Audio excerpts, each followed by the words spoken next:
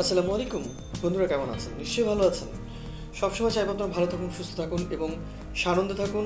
এবং অবশ্যই আপনাদেরকে আজ 21শে ফেব্রুয়ারির শুভেচ্ছা, আন্তর্জাতিক মাতৃভাষা দিবসের শুভেচ্ছা জানিয়ে আজকে আমার ইউটিউবটা শুরু করছি।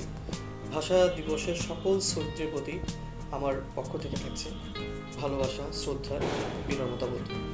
যাই বন্ধুরা, আজকে আমি মাইক্রোসফট এক্সেলের দুটো অসাধারণ ফর্মুলা দেখাবো, যেটাকে বলা হয় এক্সেলের কিছু ক্রাইটেরিয়া থাকে। এক্সেলের কিছু কাজ করার ক্ষেত্রে কিছু মেইনটেনেন্স, যেটাকে বলি না আমরা গাড়ি মেইনটেনেন্স করি বা দেখা যায় আমরা বিভিন্ন ধরনের মেশিনারিজ মেইনটেনেন্স করি, এক্সেলেরও কিছু মেইনটেনেন্সের প্রয়োজন হয়।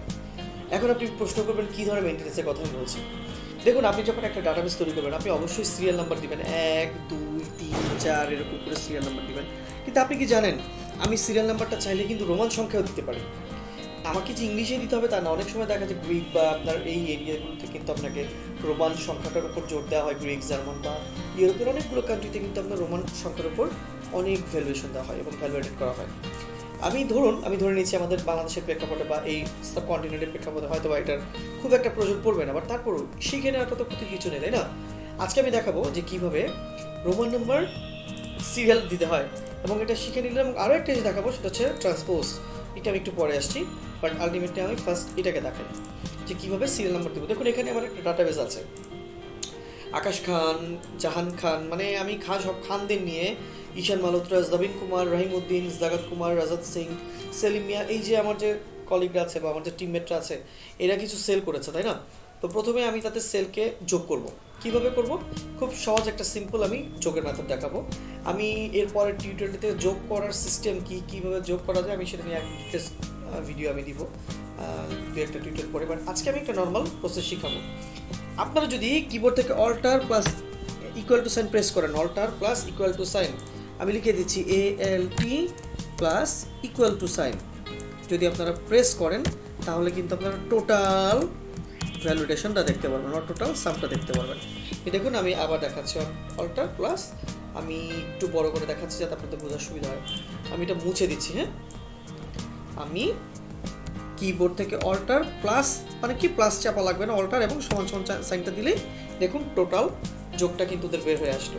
এই দেখুন, আমি 3টা যোগফল 1,67,000, এই যে দেখুন মিলেছে, দেখেছেন? তাহলে কিন্তু মিলে গেল। সো আমরা টোটাল সাম বের করার একটা ফর্মুলা কিন্তু শিখে গেলাম। তো এখন আজকে আমাদের সেই আকাঙ্ক্ষিত বিষয়, যেখানে আমরা বের করবো যে কীভাবে রোমান সংখ্যায় সিরিয়াল নাম্বার দিতে হয়। সো প্রথমে আমরা ইকুয়াল টু সাইনকে কল করবো এবং লিখবো ROMAN, রোমান লেখার কারণ হচ্ছে যেহেতু রোমান সংখ্যা বের করবো তো রোমান কিন্তু লিখতে হবে, তাই না? কিবোর্ড থেকে ট্যাব প্রেস করবো এবং আমরা কি করব, আমরা চাই প্রত্যেকটা রোতে এই সিরিয়াল নাম্বারগুলো আসবে, তাই না? একটা রোতে কমে গেলে হবে না। তো রোমান যেহেতু রো বরাবরই হবে, তা আমি রোটাই লিখবো ROW। ভালো করে এই কোয়েশ্চনটা দেখুন, রোমান লেখার পরে আমি কি চাচ্ছি যে আমার রো বরাবর সিরিয়ালগুলো হোক। আমি তো কলাম বরাবর চাইছি না, তাহলে তো কলামই লিখতাম, তাই না? তো লিখলাম। এখন ব্র্যাকেট ওপেন করব, ব্র্যাকেট ক্লোজ করব, মাইনাস দিব। দেখুন আমার কয় নাম্বার ঘরে আছে? 2 নাম্বার। আমি শুরু করছি 1 নাম্বার ঘর থেকে চাইছি, তাই না? যে 1 নাম্বার ঘর থেকে আমার সিরিয়ালটা হবে। তো আমি 1 দিয়ে যদি আমি ব্র্যাকেট ক্লোজ করে দিই তাহলে কি দাঁড়ালো? দেখুন রোমান সংখ্যা কিন্তু চলে আসলো। এখন জাস্ট আমি ডাবল ক্লিক করলে আমার প্রত্যেকটা রোমান সংখ্যা কিন্তু হয়ে গেলো। কি হলো না বন্ধুরা? 1 থেকে 10 পর্যন্ত হয়ে গেল। দেখেছেন? কখনো ভেবেছেন রোমান সংখ্যা আমি সিরিয়াল নাম্বার দিব? আমি আবার দেখাচ্ছি আপনাদের বোঝার সুবিধার জন্য। কেটে দিলাম, জাস্ট উপরে চলে যাব, সমান সমান দিব, রোমান লিখবো ROMAN, রোমান বা ইকুয়েশন লিখতে চলে আসবে। রোমান দিয়ে কিবোর্ড থেকে ট্যাব প্রেস করব এবং আমি কিন্তু কলাম বরাবর চাই না, আমি চাই রো বরাবর আমার সিরিয়াল নাম্বার করে হোক। তো ডেফিনেটলি আমি রো লিখবো, ROW, রো লিখে আমি ব্র্যাকেট ওপেন করব, ব্র্যাকেট ক্লোজ করব। যেহেতু আমার এই ঘর আছে 2 নাম্বারে, আমি চাই 1 নাম্বার থেকে তো আমার সিরিয়ালটা কাউন্ট হবে, তাই না? ওকে, -1 যদি দেই এবং ব্র্যাকেটটাকে যদি ক্লোজ করে দিই তাহলে এন্টার প্রেস করলে আমার মান সংখ্যা হয়ে গেল। এখন আমি জাস্ট ডাবল ক্লিক করলে আমার রোমান ভ্যালু হয়ে গেল। আমি যত খুশি তত আমি রোমান ভ্যালু এখানে এডিশন করতে পারি। কি বন্ধুরা, মজার না? তো এটা যেমন আপনাকে রোমান সংখ্যাটা আমি শিখিয়ে দিলাম, ঠিক সেকেন্ড পেজে আমি দেখুন আমি আপনাদেরকে ট্রান্সপোজটা দেখাবো। আগে আমাকে বুঝতে হবে যে হোয়াট ইজ ট্রান্সপোজ। ট্রান্সপোজ হচ্ছে ভাইস ভার্সা, ট্রান্সপোজ হচ্ছে ক্লকওয়াইজ, মানে ক্লকওয়াইজ এটাকে উল্টে দেওয়া। ধরুন আপনি একটা ছবি উল্টো করে দেখছেন, সেই ছবিটাকে আপনি সোজা করে দেখলেন। আপনি দেখা যাচ্ছে অনেক সময় আপনি কি বলে ভিলুকাপ এইচলুকাপ শিখলে আপনি আরো ভালো বুঝতে পারতেন। যাই হোক, আমার দেখুন এখানে name, math, English, Bangla, science mark আছে ওদের, তাই না?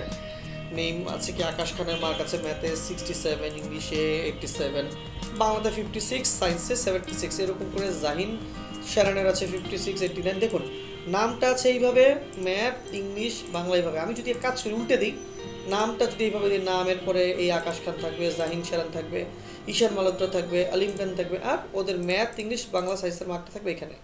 Math, English, Bangla, science. কীভাবে দেখুন তো, খুব সহজ একটা প্রসেস আছে যেটা আপনারা যদি অ্যাপ্লাই করেন আই হোপ খুব সহজে আপনারা ট্রান্সপোজ করতে পারবেন। সো ট্রান্সপোজ করার ক্ষেত্রে যেটা করতে হবে, আগে আপনাকে পুরো ডাটাটাকে সিলেক্ট করে নিতে হবে। সিলেক্ট করে অবশ্যই আপনাকে কন্ট্রোল-C দিয়ে কপি করতে হবে। আপনি চাচ্ছেন কোথায়? ঠিক এখানে আমি চাচ্ছি যে এখানে আমি দেখতে চাই যে কীরকম আমার দেখাবে যদি আমি এভাবে দেখতে চাই। সো অল্টার HVT প্রেস করুন, দেখুন চলে এসছে ম্যাজিক। আমি এখানে লিখে দিচ্ছি ALT, তার অল্টার চেপে এরপরে হচ্ছে অল্টার চেপে H প্লাস হচ্ছে V প্লাস হচ্ছে T, ট্রান্সপোজ হয়ে যাবে। Transpose shortcut. হ্যাঁ, ট্রান্সপোজ করার আরও টেকনিক আছে, ডাইরেক্ট ট্রান্সপোজ করতে পারতাম, আমি শুধু আজকে শর্টকাটটা আপনাদের দেখালাম। তো কী করলাম, অল্টার প্রেস করে HVT, দেখুন নাম চলে এসছে। নামের এখানে দেখেন আকাশ, জাহিন, শারান, ঈশান মালহোত্রা সব এখানে চলে এসছে। আর ওদের ম্যাথ, ইংলিশ, বাংলা, সায়েন্স। আমি এইভাবে না দেখে, কলাম আকারে না দেখে আমি দেখলাম রো আকারে, তাই না, ভার্টিক্যালি দেখলাম, হরাইজন্টালি দেখলাম। এখন আপনি কি শিখলেন যে আসলে এটা কীভাবে সম্ভব হলো? এটাকে বলে ট্রান্সপোজ ভ্যালু। ট্রান্সপোজ করার জন্য আপনাকে হয়তো বা ট্রান্সপোজে গিয়ে করতে হতো, বা আমি আপনাকে শর্টকাট দেখালাম যে অল্টারেট প্রেস করে HV এবং T প্রেস করতে হবে। প্রথমে আমি এটাকে সিলেক্ট করে কন্ট্রোল-C দিয়ে কপি করে নিব। কন্ট্রোল-C দিয়ে যখনই কপি করব, কপি করা শেষ হয়ে গেল, এখানে না দিলে যে কোনো একটা সেল আমি দিতে পারতাম। আমি এই সেলটা সিলেক্ট করে আমি কিন্তু কোনো কিছু ক্লিক করি না, শুধু অল্টার, এরপর H, এরপর V, এরপর T, প্লাস ট্রান্সপোজ শর্টকাট হয়ে গেল। সো বন্ধুরা, কী শিখলেন আজকে? মজার দুটো জিনিস শিখলেন না?